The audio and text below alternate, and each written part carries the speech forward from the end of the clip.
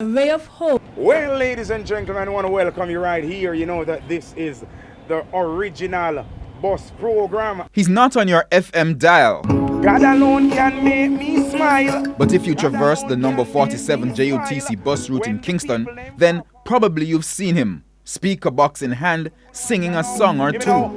Jesus make me happy. He made me sing sometime. This is Dwayne Walker, or as he's popularly known, Bruno, the blind entertainer.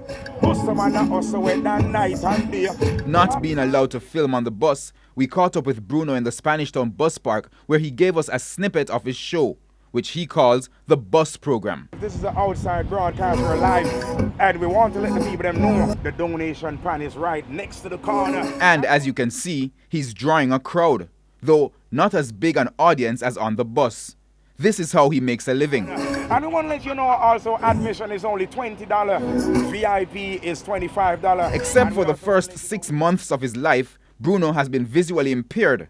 Music has been his life. Music now make me feel like me miss out. No, you know, like how some people would I'm blind and them just confined to one place or just confined in the yard and them thing. The music make me just, it's just a music. We're gonna be having the weather report. And after finding his niche, oh God, Bruno decided to try to make money from his music.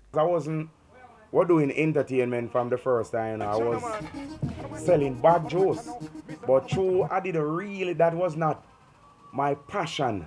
My passion is for music. Me just start, praise God. According to Bruno, his visual impairment is not a deterrent for being great. If a blind man cannot deal with that thing and make two ends meet, if you're lazy and you sit down in your yard, you know it's a sin. But on our visit to Bruno's home, another story revealed itself.